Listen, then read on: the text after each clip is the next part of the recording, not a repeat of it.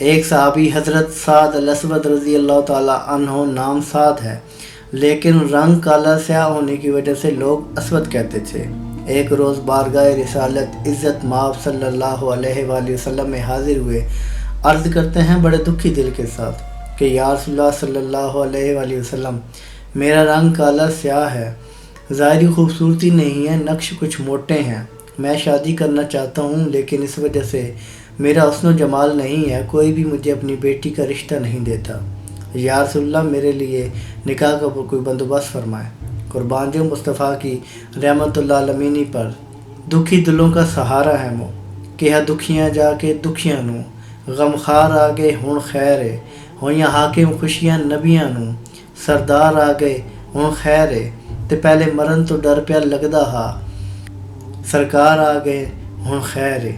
حضور سراپا رحمت انداز میں فرمایا، اچھا دیکھو یہاں عمر بن وہب بیٹھے ہیں، تو عرض کرتے ہیں یا رسول اللہ وہ تو موجود نہیں۔ عمر بن وہب خوبصورت، حسب نسب خاندان، ان کی بیٹیاں بھی خوبصورت، تو وہ حضور سے کہنے لگے کہ یا رسول اللہ وہ تو نہیں ہے۔ حضور نے فرمایا اچھا ایسا کرو، ان کے گھر تشریف لے جاؤ، دروازے پہ جا کے دستک دینا اور کہنا کہ حضور نے بھیجا ہے، اپنی بیٹی کا نکاح مجھ سے کر دو۔ اب یہ خوشی کے ساتھ مچلتے ہوئے اب حوصلہ بھی پیدا ہو گیا تھا، چلنے میں پہلے تو ہمت ہی نہ تھی، پہلے کوئی بیٹی ہی نہیں دیتا تھا، رنگ روپ نہیں تھا، زمانے کی نظر میں دل تو ایمان سے منور تھا۔ دروازے پر پہنچے، دستک دی، عمر بن وہب باہر ہے، پوچھا جی بتائیں کیا ہے؟ کہتے ہیں حضور کا قاصد بن کر آیا ہوں، حضور نے حکم دیا ہے کہ اپنی بیٹی کا نکاح مجھ سے کر دیں۔ اب عمر بن وہب نئے مسلمان ہوئے تھے، تو وہ بیٹی کی طرف دیکھ کر، ان کی ظاہری حسن کی طرف دیکھ کر بیٹی کی محبت میں فوراً سے بول پڑے، جا میں تجھ سے اپنی بیٹی کا نکاح نہیں کرتا۔ اب حضرت سعد الاسود بڑے شکستہ دل کے ساتھ واپسی مڑتے ہیں کہ پیچھے سے بیٹی نے سن لیا تھا یہ گفتگو جو باپ کی اور حضرت سعد الاسود کے مابین ہوئی، یہ عمر بن وہب کی بیٹی نے سن لی تھی۔ بیٹی آ کر کہتی ہے کہ ابا جان آپ نے میری محبت میں یہ تو کہہ دیا کہ جاؤ میں تم سے نکاح نہیں کرتا، لیکن آپ نے حضور کی رضامندی کو ٹھکرا دیا ہے، آپ نے حضور کی ناراضگی کو مول لیا ہے۔ اگر حضور نے میرا رشتہ کر دیا ہے تو مجھے قبول ہے، جائیں جا کر فوراً سے ہاں کر دیں۔ ادھر حضرت سعد نے آ کر حضور کی بارگاہ میں عرض کی کہ حضور وہ رشتے کے لیے رضامند نہیں ہے۔ پیچھے سے عمر بن وہب دوڑتے ہوئے آئے اور عرض کرتے ہیں یا رسول اللہ صلی اللہ علیہ وآلہ وسلم، حضور معافی چاہتا ہوں، میں اور میری بیٹی رشتے کے لیے رضامند ہیں، حضور آپ نکاح فرما دیں۔ حضور نے 400 درہم حق مہر کے عوض نکاح فرمایا اور حضرت سعد سے فرمایا کہ سعد حق مہر کی رقم ادا کرو اور اپنی دلہن کو لے جاؤ۔ تو حضرت سعد عرض کرتے ہیں یا رسول اللہ صلی اللہ علیہ وآلہ وسلم، میرے ماں باپ قربان، حضور میرے پاس تو رقم بھی نہیں ہے کہ میں حق مہر ادا کر سکوں۔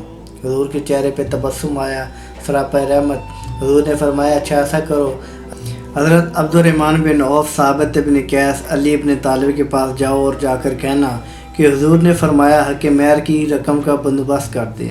یہ دوڑتے ہوئے تشریف لے گئے۔ تینوں صحابیوں نے مل کر اتنی رقم جمع کی کہ 400 درہم سے زیادہ رقم جمع ہو گئی۔ ان کے جب حوالے کی تو ساتھ یہ سوچ رہے ہیں کہ 400 درہم تو حق مہر ادا کروں گا، اوپر جو رقم اضافی ہے پہلے بازار جاتا ہوں، کچھ زیورات کچھ کپڑے خرید لیتا ہوں، کچھ تحفے لے لیتا ہوں، جا کر اپنی بیوی کو دوں گا۔ اب یہ بازار میں داخل ہوئے۔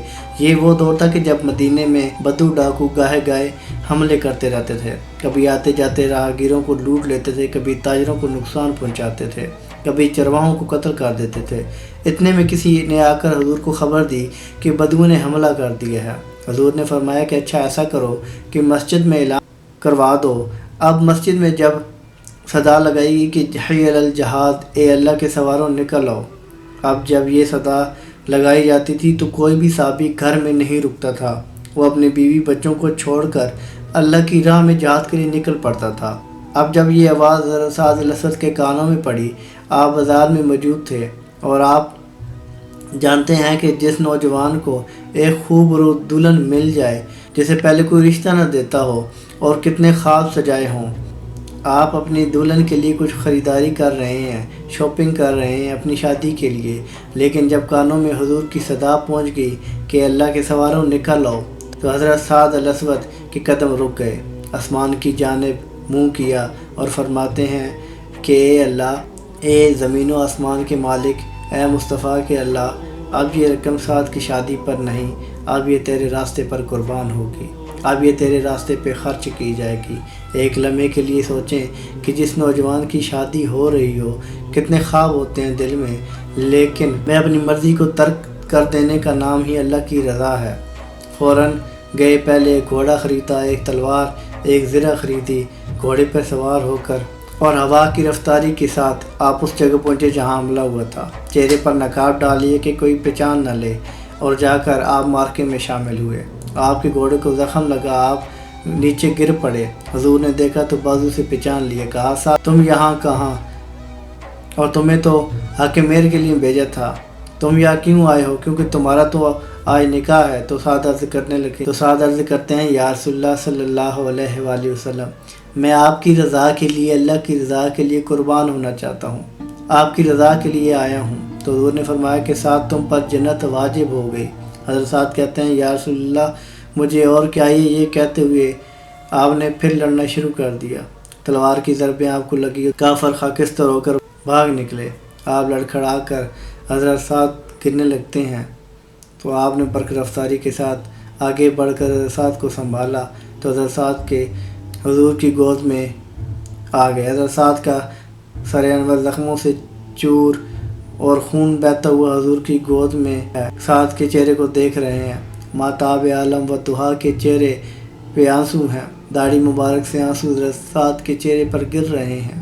حضور نے فرمایا کہ سعد تو کتنا خوبصورت ہے، سعد تو نے اللہ اور اس کے رسول کو راضی کر لیا ہے، اے سعد تو اسے کتنی پیاری خوشبو آ رہی ہے۔ چند لمحے پہلے یہ منظر تھا کہ نکاح کی مجلس سجی ہوئی تھی، اور چند لمحے بعد منظر یہ ہے کہ حضرت سعد اللہ کی راہ میں قربان ہو گئے ہیں اور شہید ہو گئے ہیں، اور حضور کی آنکھوں میں حضرت سعد کے لیے آنسو ہیں۔ آئے عشاء کے وعدہ پردہ لے کر، اب ڈھونڈ انہیں چراغ رخ زیبا لے کر، اپنی شادی کے تمام ارمان کو پس پشت ڈال کر اللہ کی راہ میں قربان ہو گئے۔